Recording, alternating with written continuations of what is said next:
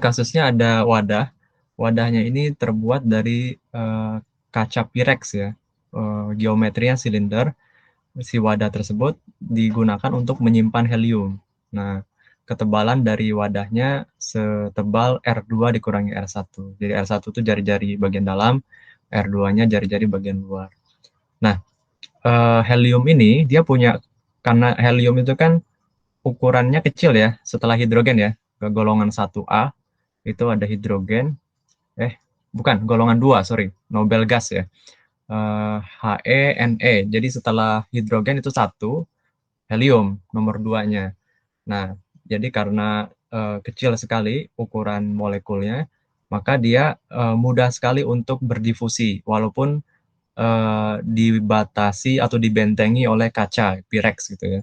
Itu tetap ada pori. Kalau kita lihat menggunakan SEM ya, atau menggunakan TEM, mikroskop elektron maksudnya, maka kita bisa melihat porinya itu gitu. Paling si helium ini ukurannya kisaran saya kira 2 sampai 3 angstrom mungkin ya.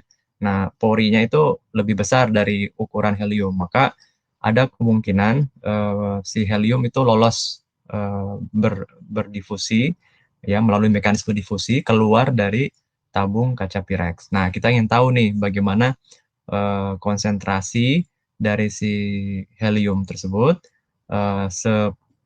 di antara ketebalan Pyrex itu. Jadi di antara celah-celah pori-pori itu kita ingin tahu berapa konsentrasinya. Nah, itu bisa dirumuskan secara matematika menggunakan persamaan diferensial, menggunakan prinsip-prinsip neraca massa yang nanti kita akan diskusi di semester depan ya untuk penurunan rumusnya. Nah, intinya kita punya persamaan diferensial seperti ini ya.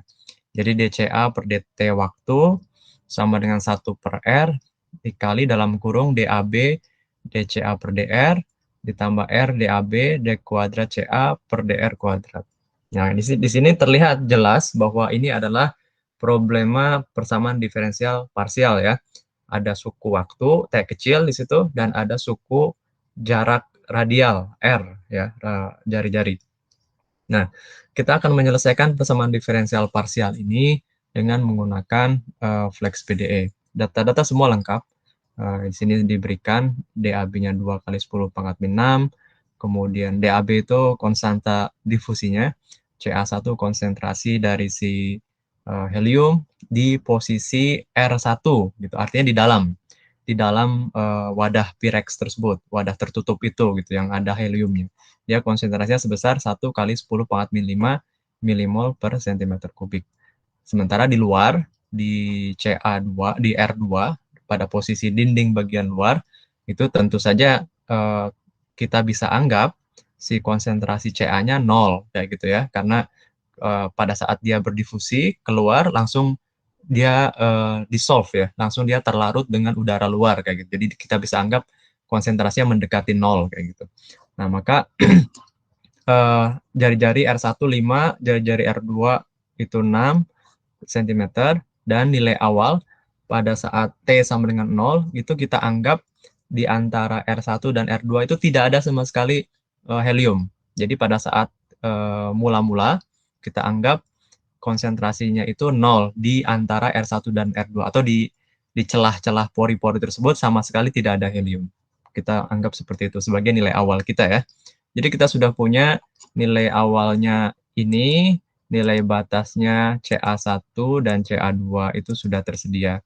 Artinya ini persamaan diferensial parsial bisa diselesaikan. Jadi kalau Bapak Ibu melihat suatu persamaan diferensial, lihat kalau misalkan di sini ada 2 buah variabel, dicek yang variabel yang pertama dulu. Misalkan waktu di sini.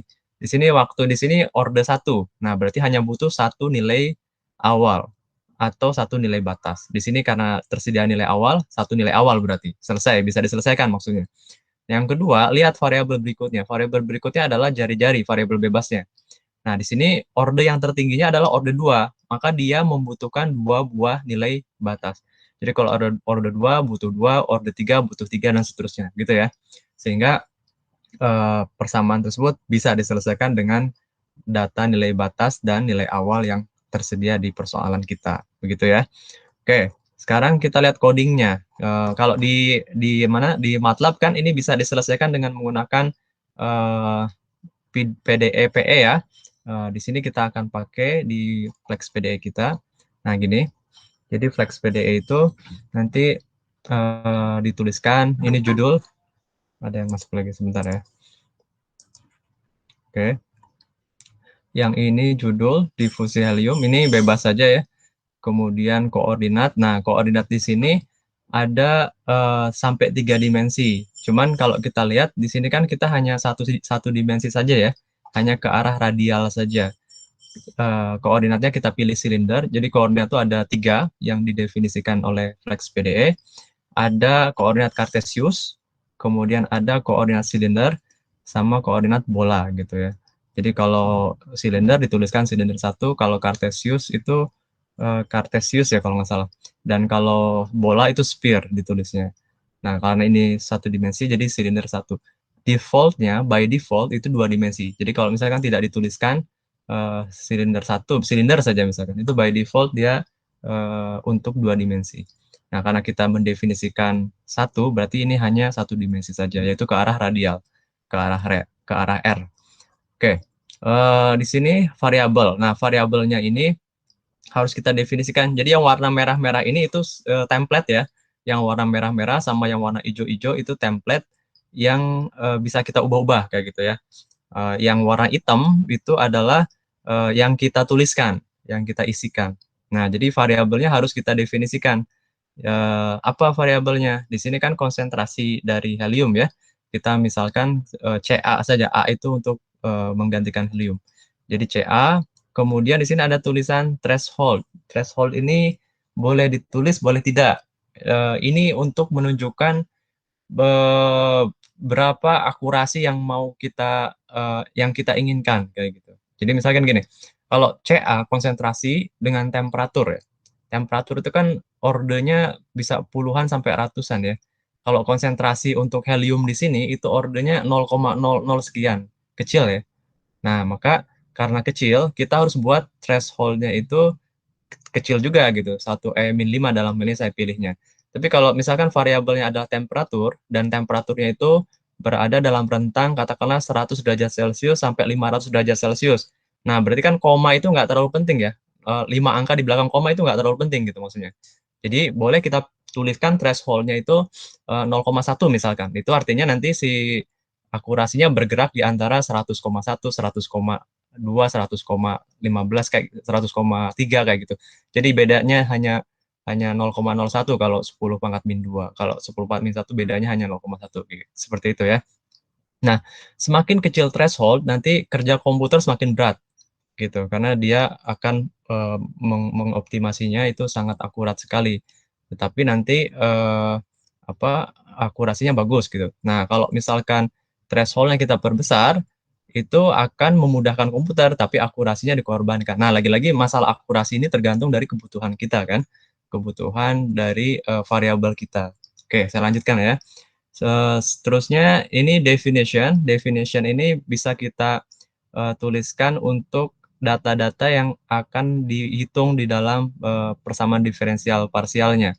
Jadi kita butuh menuliskan R1 itu 5 cm, R2 6 cm, kemudian DAB itu difusinya 2E-6, kemudian T difusi ini adalah waktu mau sampai kapan ini persamaan diferensial parsial dievaluasi. Dalam hal ini saya evaluasi 100 jam ya, 100 kali 3.600 detik. Kemudian initial values. Nah, initial values itu akan ada atau dibutuhkan kalau persoalan kita berhubungan dengan waktu. Nah, dalam hal ini kan kita persoalannya berhubungan dengan waktu ya. Berhubungan dengan waktu.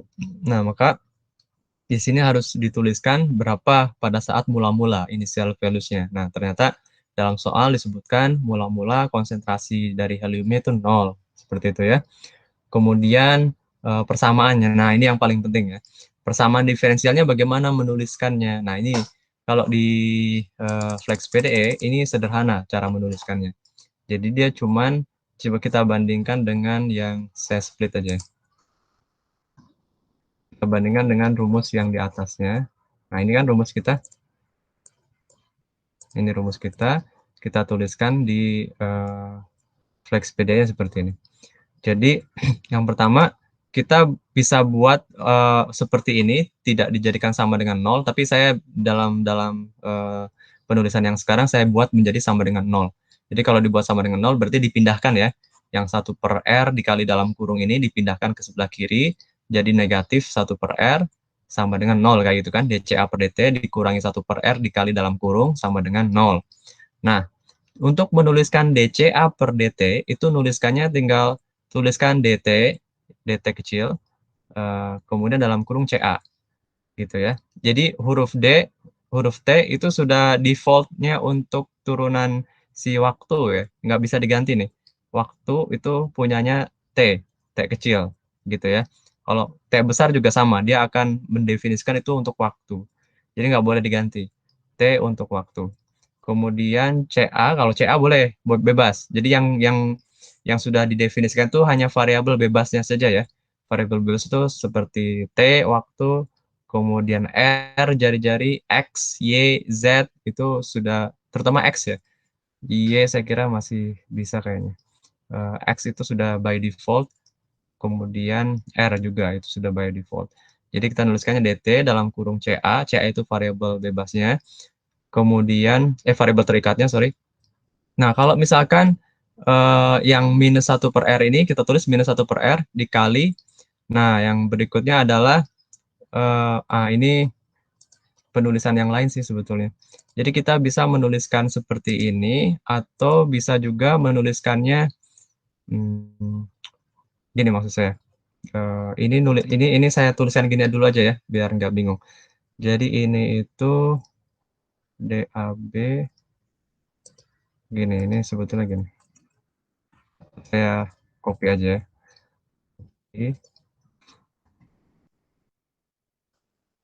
Jadi ini saya hapus dulu.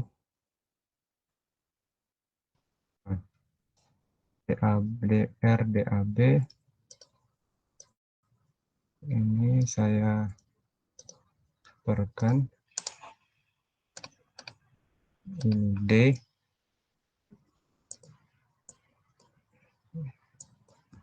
di sini ya.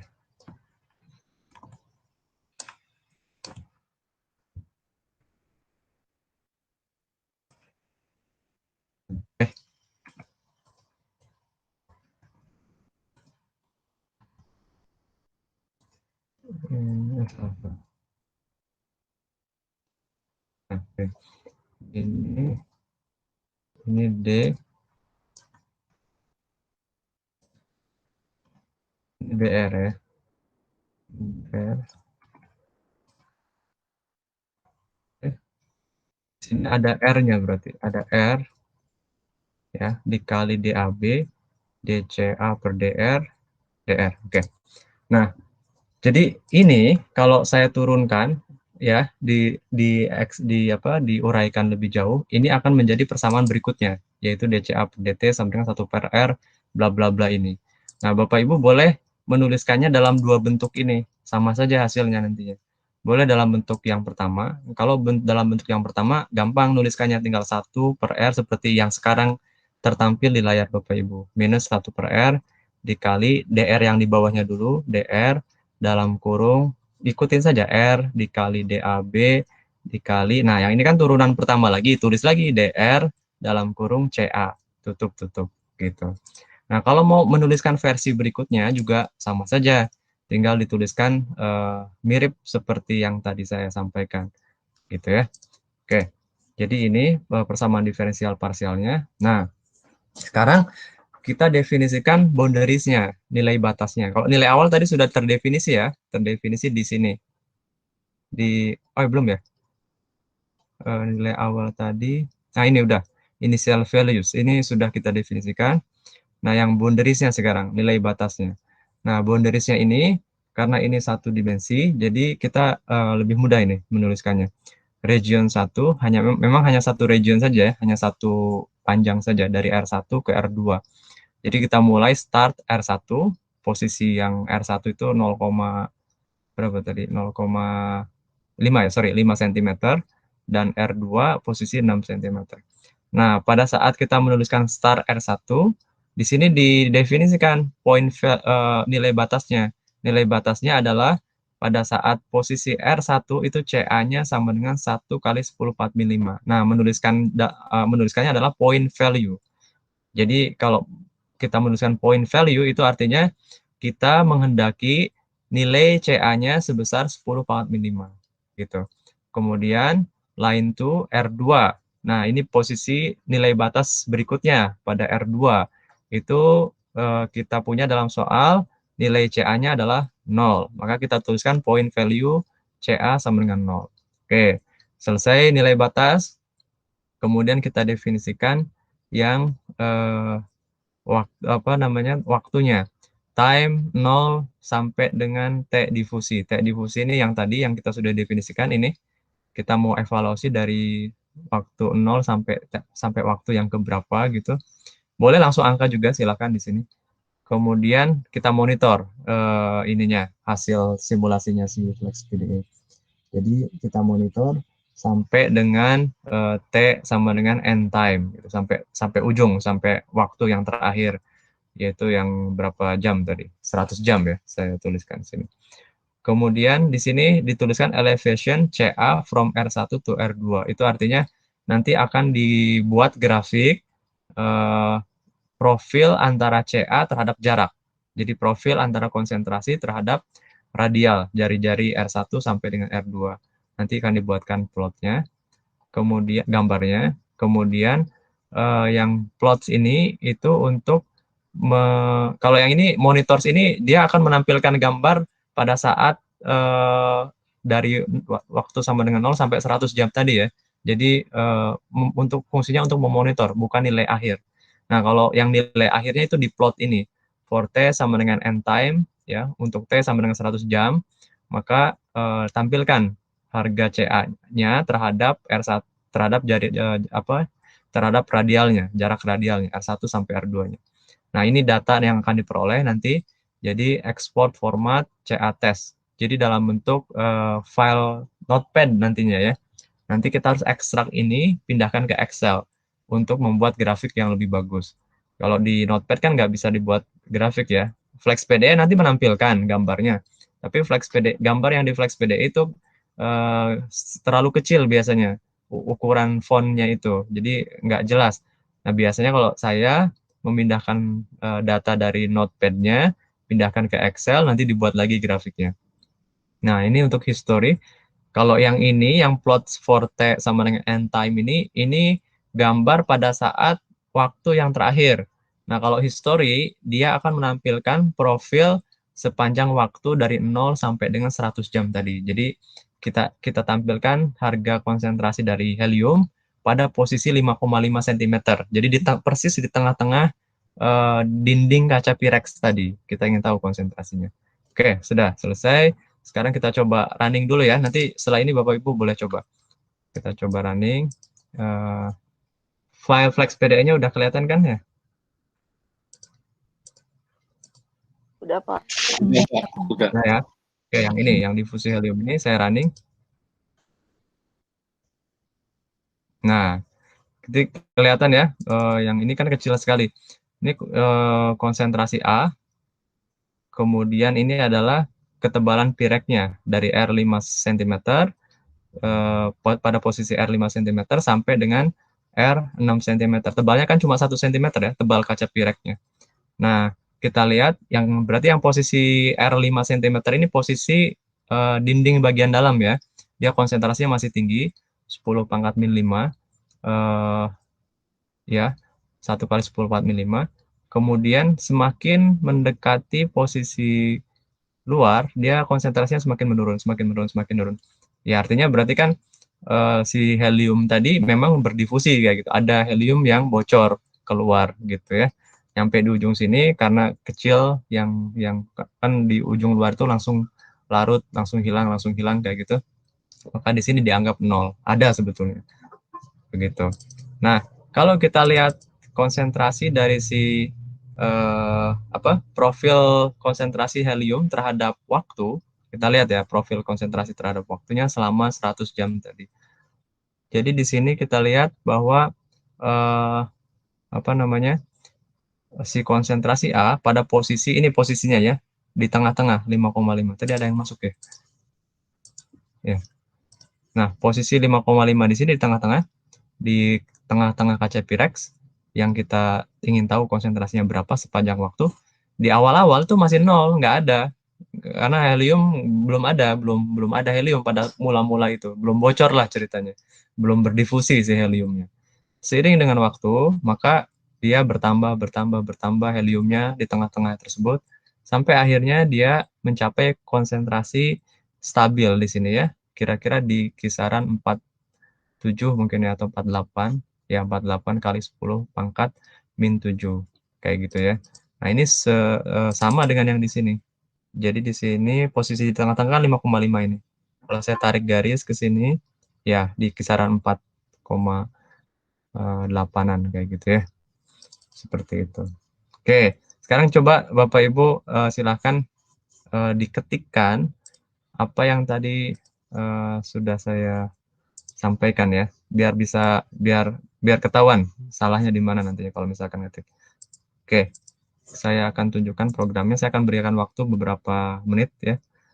Jadi Ibu buka dulu, bukanya dari sini ya, new script ini.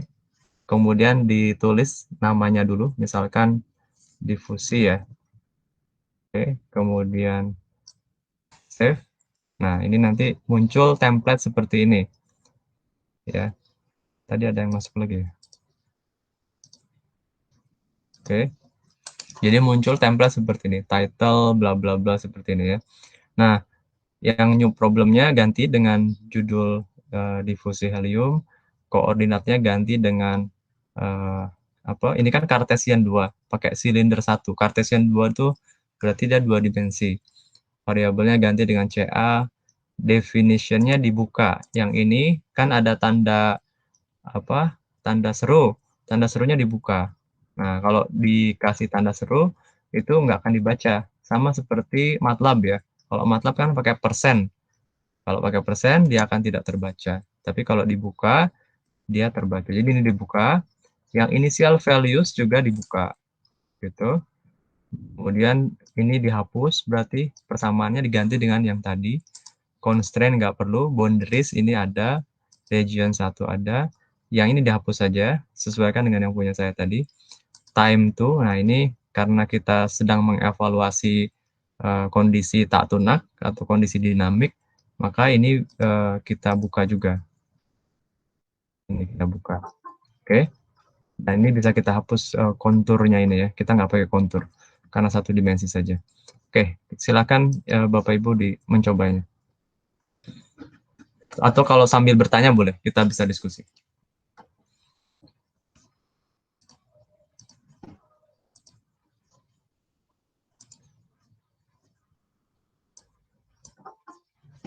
Oh, masih ada lagi. Kayaknya jangan share screen ya, biar gampang. Bentar. Stop.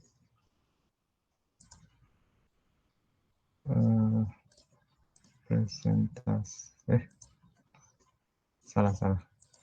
Ini jendela aja ya. Jendela yang mana nih? Ya benar. Udah kelihatan lagi ya? Difusi helium ya. Sudah, Pak. Ya.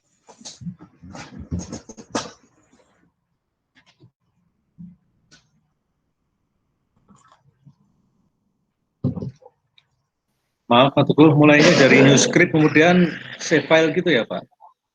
Iya Pak, jadi buka dulu yang ini, file, new script, kemudian diketik namanya apa, misalkan difusi tadi yang saya tuliskan lagi ya, difusi 2 misalkan, kemudian save. Nah, nanti ada template yang terbuka, nah itu digantikan dengan yang tertampilkan di sini. Oke Pak.